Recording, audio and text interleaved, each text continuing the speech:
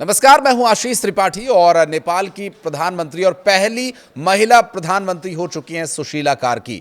और पूर्व जस्टिस रह चुकी सुशीला कार्की ने शुक्रवार देर शाम नेपाल की पहली प्रधानमंत्री के रूप में शपथ ग्रहण की और इसके बाद नेपाल के राष्ट्रपति ने प्रतिनिधि सभा को भंग किया और इसके साथ ही तय हो गया कि नेपाल में अगला संसदीय चुनाव कब होगा।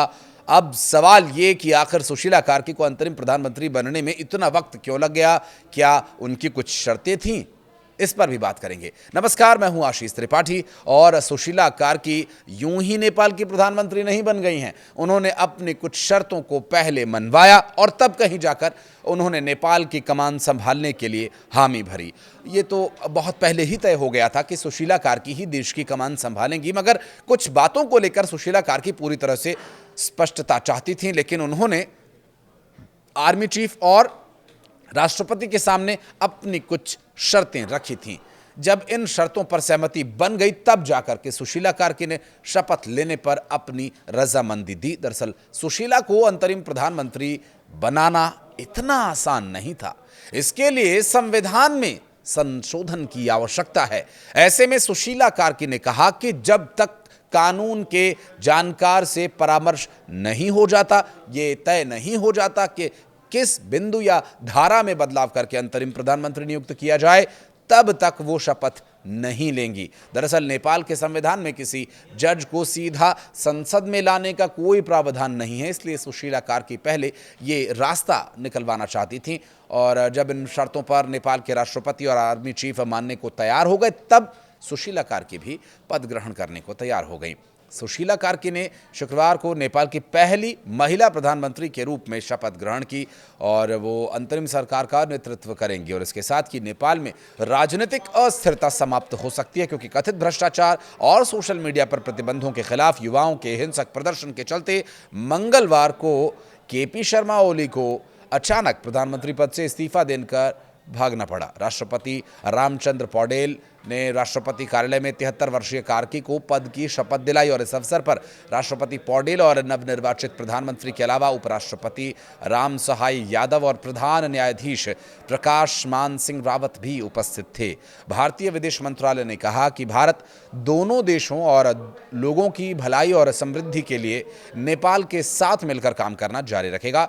नेपाल की पहली महिला प्रधानमंत्री लगभग 50 साल पहले बनारस हिंदू विश्वविद्यालय से यानी BHU से राजनीतिक विज्ञान में पढ़ाई कर चुकी हैं और सुशीला कार्की ने शायद ही सोचा होगा कि एक दिन वो अपने देश की पहली महिला प्रधानमंत्री बनेंगी, जब वो यहाँ पर पढ़ाई कर रही थी या फिर पॉलिटिकल विषयों को पढ़ रही थी और पॉलिटी को पढ़ने के बाद उन्हें पॉलिटिक्स में आना होगा, शायद उनके दिमाग में भी कभी न रहा हो। बहरहाल 73 वर्षीय कार्की ने काठमांडू स्थित शीतल निवास में नेपाल की पहली महिला प्रधानमंत्री के रूप में शपथ ली। राष्ट्रपति रामचंद्र पौडेल ने सेना प्रमुख अशोक राज ने यहाँ पर अपनी मौजूदगी दर्ज कराई और यहाँ सिगडेल और शीर्ष सैन्य अधिकारियों के साथ परामर्श के बाद अंतरिम सरकार का नेतृत्व इन्हें सौंपा गया।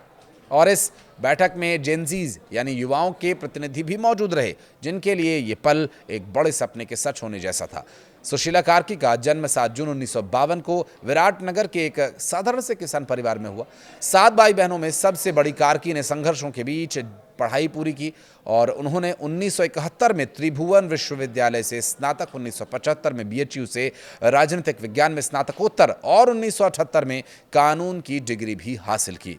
साल 1979 में वकालत शुरू करने के बाद उन्होंने न्यायिक सेवा में 3 दशक से भी अधिक का समय का सफर तय किया और जुलाई 2016 में नेपाल की पहली महिला मुख्य न्यायाधीश वो बनी और लगभग 11 महीने तक इस पद पर वे रहीं। और कार्की की छवि एक साहसी और ईमानदार न्यायाधीश के तौर पर रही है। वरिष्ठ अधिवक्ता के द्वारा बताया गया कि उन्होंने भ्रष्टाचार के खिलाफ जीरो टॉलरेंस की नीति अपनाई और हमेशा निष्पक्ष न्याय की वकालत की। उन पर कभी राजनीतिक दबाव भी बनाए गए तो कभी कई उलझनों में वे रहीं, लेकिन उन्होंने हमेशा न्याय किया। तत्कालीन प्रधानमंत्री शेर बहादुर देउबा सरकार ने उनको और उनके खिलाफ महाभियोग प्रस्ताव भी लाया था, लेकिन तीखी आलोचना के बावजूद उन्हें ये वापस लेना पड़ा। विदेश मंत्रालय के बयान में कहा गया कि हम नेपाल में माननीय श्रीमती सुशीला कार्की के नेतृत्व में नई अंतरिम सरकार के गठन का स्वागत करते हैं। हमें ये उम्मीद है कि इससे शांति और स्थिरता को बढ़ावा देने में मदद मिलेगी।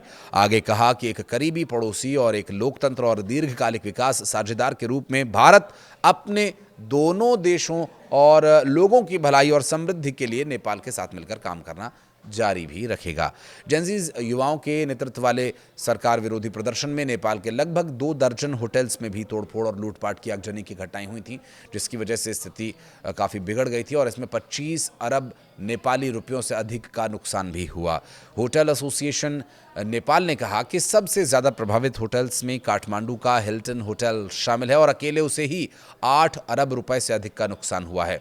काठमांडू घाटी, पोखरा, बुटवल, भैरवा और झापा, विराटनगर, धनगढ़ी, महोत्तरी और डांग तुलसीपुर के साथ ही अन्य प्रमुख घरेलू और अंतर्राष्ट्रीय ब्रांड होटल्स को भी हिंसा का खामियाजा भुगतना पड़ा। एसोसिएशन ने सरकार से मरम्मत और पुनर्निर्माण के लिए एक आर्थिक राहत पैकेज का भी आग्रह किया है। देखना होगा कि सुशीला कार्की की नियुक्ति के बाद अब इस पर सरकार क्या फैसला लेती है। हालांकि ये खबर मिलते ही जेनजी समूह में युवाओं में काठमांडू के महाराजगंज स्थित शीतल निवास स्थित राष्ट्रपति कार्यालय के बाहर जीत का जश्न मनाया गया। इंटरनेट मीडिया पर बैन के बाद ऐसा हुआ था और उपद्रव हुआ, फिर उसके बाद जो कुछ हुआ वो आपको हमने बताया, लेकिन ऐसा पहली बार हो रहा है कि इंटरनेट मीडिया पहली महिला प्रधानमंत्री को बधाई, सफल हो देश बचाओ। और जेनजीज का जो रिएक्शन आ रहा है वो लगातार सुशीला कार्की के नेतृत्व को समर्थन दे रहा है और जेनजीज का शुक्रिया जिन्होंने इसे संभव बनाया। जैसे पोस्ट से ये पूरा सोशल मीडिया भरा हुआ है। एक लड़की ने अपने फेसबुक स्टेटस पे पहली महिला प्रधानमंत्री की नियुक्ति पर अपनी खुशी व्यक्त करते हुए लिखा, हाँ ये मेरा घर है, मेरा कॉलेज है, अब मेरा देश भी माँ के प्यार, त्याग और स्नेह से चलेगा। ऐसा और जब सोशल मीडिया पर पॉजिटिव रिस्पॉन्स आया तो ये उम्मीद की जा रही है कि अब सब कुछ ठीक होगा और शांतिपूर्ण तरीके से नेपाल हमेशा की तरह आगे बढ़ता रहेगा। नेपाल के उचित भविष्य और नेपाल के लोगों के सुरक्षित भविष्य और लगातार उनके उत्तरोत्तर तरक्की की भारत हमेशा से ही कामना करता रहा है और एक बार फिर से अंतरिम सरकार के गठन के बाद शांति स्थापित हो, ऐसी हम भी उम्मीद करते हैं। बहुत बहुत शुभकामनाएं पूरे नेपाल को।